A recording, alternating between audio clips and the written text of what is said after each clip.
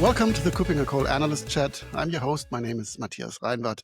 I'm an advisor and analyst with KuppingerCole Analysts, and so is Annie Bailey. She is a senior analyst. She is working in all these interesting areas of identity management, the modern ones, the AI ones, and this is exactly what we want to cover today. Good to have you here. Welcome, Annie Bailey. Thank you for having me. And yeah, as you say, it certainly keeps me busy. There's lots happening from all fronts, and particularly happy to talk about our topic today.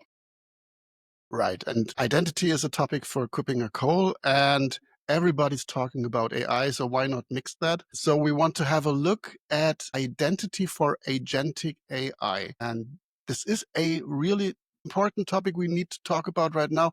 But first, to get the basics straight, agentic AI, what is that? So this is an AI system that's capable of autonomous decision making. So something that receives a goal-oriented task that then may require it doing smaller, more detail-oriented tasks in order to achieve that higher goal. And all of this without constant human intervention. Sounds very helpful, sounds very time efficient, but adds some questions then when we consider identity, particularly from our perspective, security, and appropriate access. So we will end up with more than one AI instance communicating with each other. Is that the place or the moment where identity comes in, where we need to identify these individual instances of AI, whatever it be, an LLM or anything else? So how they communicate with each other and how they are provided with identity and especially access? Exactly. And so these different instances, these different agents may be a simpler way to think about it, be they, as you say, LLMs or other systems, as they carry out those tasks, then interact with different data sources, with different resources, and complete different tasks, may send an email, for example. And so as that agent interacts with different pieces of the enterprise systems, they then require identity or to be identified and given appropriate access. I think they will be different and similar to what we know of identities, human identities. Maybe to start with the similarities. Where does identity matter, and how is it, or where is it similar to what we know from our daily life? Yeah. So identity matters in the very basic sense. Who are you and what are you doing here? With people, this comes in different forms. So of course, we can relate to those biometric markers that we are a human with a physical presence. That's, of course, very different with AI agents. They don't have this physical form, so they rather need digital means of providing that identity. And how do they then do that? I think it's a complex topic, but how can something that is virtual, that has just been maybe instantiated, just been created, just been orchestrated, how can that have a unique, identifiable, verifiable identity? That's a great question. There are different methods to come to this. So there can be a more traditional take on this using, for example, OAuth or API keys, or you can come at it also from a more modern angle and apply verifiable credentials to this. So in both instances, taking a digital means of identity and applying it to this digital existence. We have them built on different principles. So if we consider verifiable credentials, this is working in a way similarly to AI agents. They're decentralized, traveling with that agent. So in a sense, that agent could carry, quote unquote, their credential with it, which are then self-sovereign and portable. Maybe you want to talk a moment about OAuth or some other more traditional methods of carrying that out. So the traditional ways of OAuth and how usual human identities communicate, that is highly relying on everything that happens at admin time. So an IGA process that makes sure that the person, human identity, carbon-based life form, is entering an organization. That is a well-defined lifecycle process, typically based on HR processes. Then you get to an identity, a trusted identity, through the use of additional processes, identity verification through the HR department, through a colleague. And then you end up as an account within an account storing system. Think of Entra ID, think of any IDP that you can think of. And then you have auth for the authentication and for, I know OpenID Connect comes into play there as well. So in the end, you have authentication and authorization, but based on a reliable, trusted identity. The same is true, but not that much true for API keys, because these are often not that well protected, governed, lifecycle managed. But in the end, this is something that somebody hands out, that somebody has to take care of, stores somewhere, hopefully secret and governed in a secrets management tool. And they also undergo some kind of lifecycle management, although it's often to be improved. And we will talk about that at NHI topics at EIC, but not our topic for today. But all of those are inheriting some kind of identity from somewhere else, either from HR or for the purchasing department, for an external person, or an API communication towards the system via an API key. These are the traditional methods that are in place. And the question is, how is that then handled for identities that are issued for AIs? And maybe they are even specialized. So maybe one is talking to an RAG, one is talking to a database, one is actually the chatbot, and they need different access and they need different ways of communicating with different other partners, be they virtual or in real life.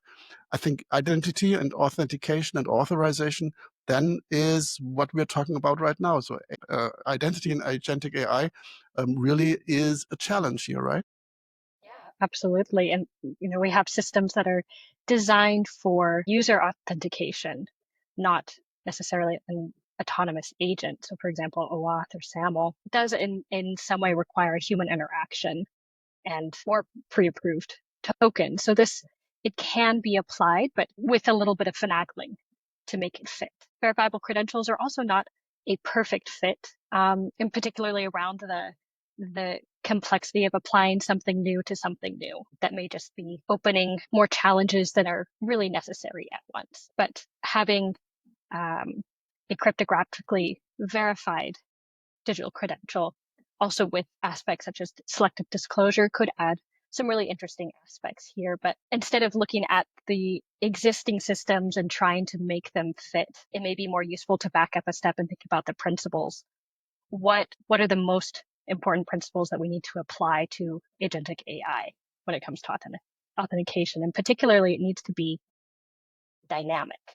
They are working not always in predictable context. If they're given a goal, that's not necessarily with a defined set of tasks to accomplish that goal that fit within a particular role or are attached to particular attributes. That could take an AI agent across multiple systems that are not mapped to a role. So we need something which is dynamic that can take that into consideration, but also put limits on it, keeping it within an appropriate time frame and relevant to that particular task and goal, so that it doesn't become over provisioned and with far too much access than is really necessary to accomplish that. I think to dig more deeper into that, we're not talking about the vanilla autopilot or ChatGPT use cases. We are talking about use cases where AI is dealing, for example, with proprietary information for an organization, maybe really critical information, be it financial information or anything else that needs to be protected as it would be in any other corporate IT system. So if we do not do AI identity well, what would then be the risks? I think they are quite obvious, but all these symptoms will appear also for these AI identities as they would be for human users who misuse their privileges or are just overprivileged. So what would be potential risks when AI identity is done wrong? Well, perhaps just starting with a concrete example that you started to lay out, but if an AI agent is both interacting with external partners, but also with proprietary information and has access to both in communication channels and now trust built up with the partner, then it could be very easy to bring information that doesn't need to necessarily go to that partner or to that supplier and cross those boundaries. So you have sorts of impersonation risks. I just alluded to that trust that is built up. We people are inherently relational, and that will be an interesting dynamic to add into AI agents who all of a sudden are a very helpful, supportive, not even a role, but an assistant in some ways. May be visible, may not be visible, being much more in the background. But there'll be some trust which is built up because we are humans and that's how we operate at a basic level. So those are a few challenges that could come up. Unauthorized access, of course, of unintentionally granting more access than is necessary, lack of auditability, being unaware of where this agent is going, what they're accessing, or what tasks are being carried out and with what effect is a very challenging and daunting task. There was just some research that came out around misbehaving LLMs being able to hide their intentions when they were confronted with their misbehavior, quote unquote, that they simply became better at hiding or presenting intentions that were palatable to the observer, to the auditor, rather than actually changing their behavior. And so things like chain of thought analysis will become a helpful tool in this auditing. I just came across an article where it exactly did that. It was about a reasoning model that actually was creating code, where code of course, the code would then be tested through provided tests, if I remember that correctly.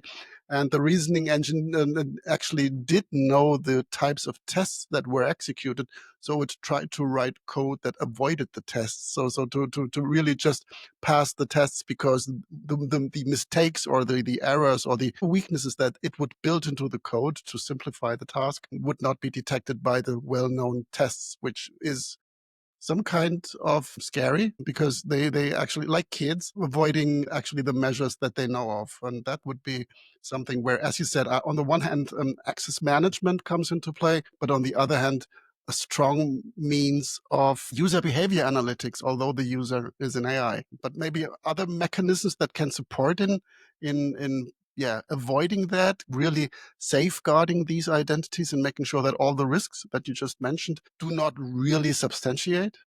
Mm-hmm.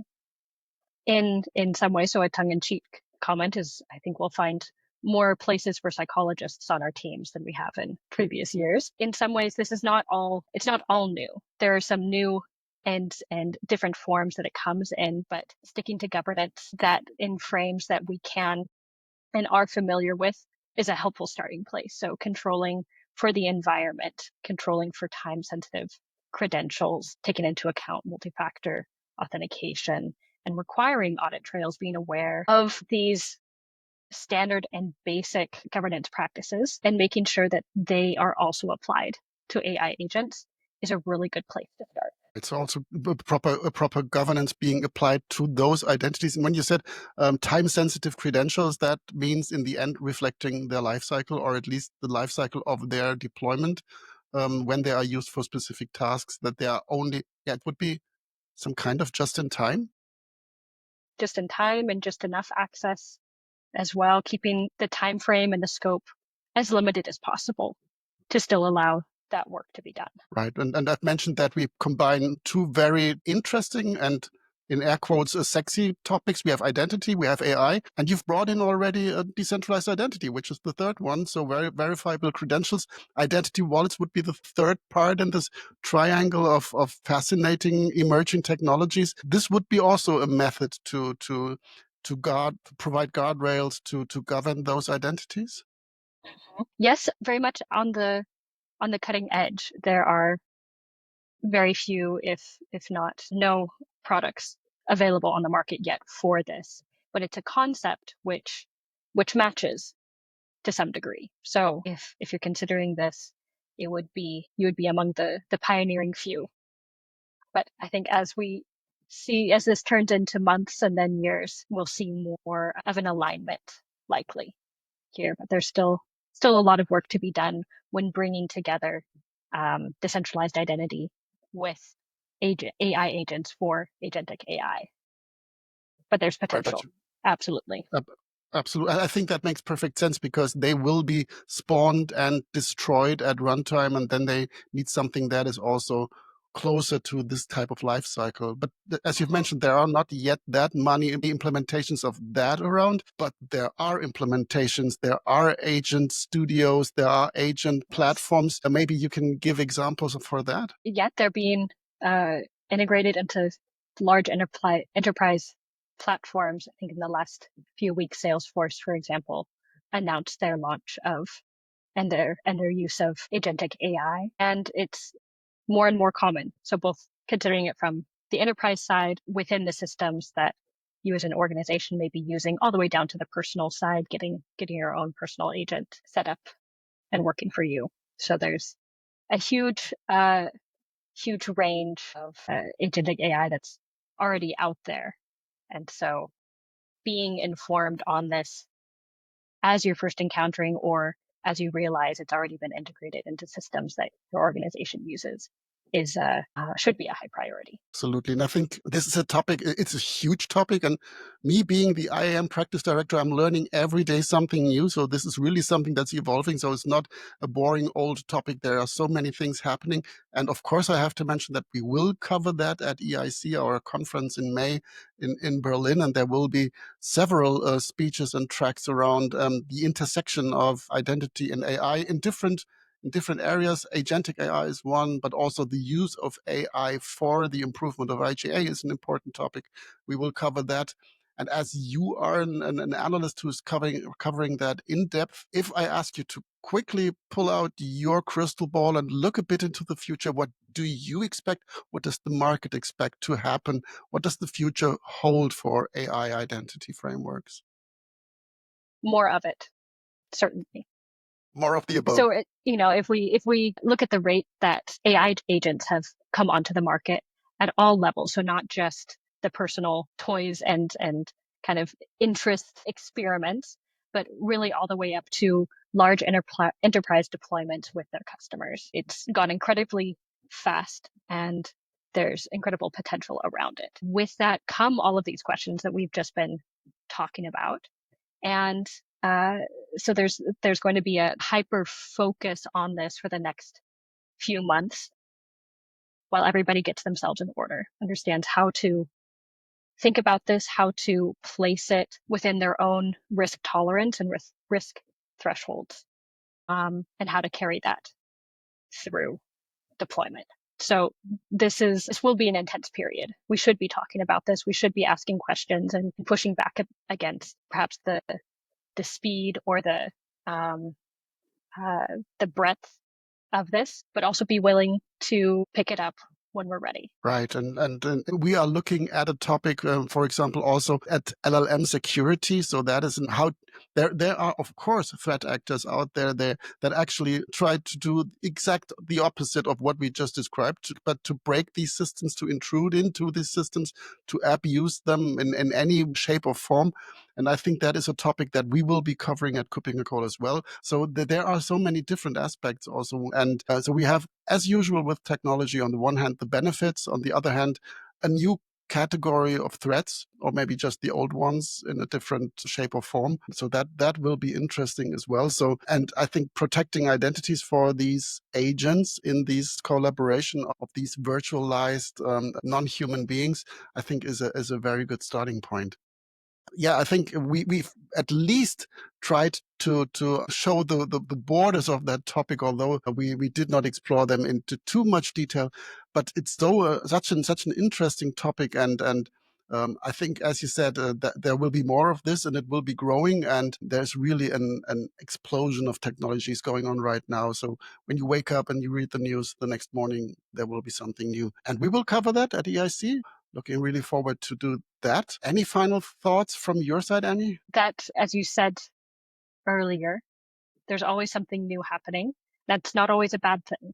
We tend to be a little pessimistic and caught up in the security and the risk side of things, but there's a lot of opportunities that are opened up with this. So take it all with a grain of salt. There's opportunity, there's risk, and those go hand in hand. Exactly. There Looking will be forward to, uncensored. yeah, Sorry, yeah, go ahead. no, but looking forward to diving deeper into this topic. As you mentioned, we just skimmed the surface today, and there's so much more to dig into. So looking forward to doing that at EIC at the absolute latest. Hopefully much And sooner. running up to that as well. Exactly. So, of course, there will be uncensored AIs. There will be lots of abuse out there. But when we apply what these technologies and these valid and valuable technologies for a corporate use case, we should make sure that we apply it identity in a proper way. And that's what we were aiming at today. Thank you very much, Annie, for being my guest today. Seeing you in Berlin will always be, as always, be a pleasure, and working with you there and working with you anyway, a pleasure. So, and looking forward to meeting some of the audience out there at EIC. So it's time to fetch your ticket and to prepare for Berlin. Looking forward to seeing you there. Thanks again, Annie, and goodbye. Thanks for having me. Bye-bye.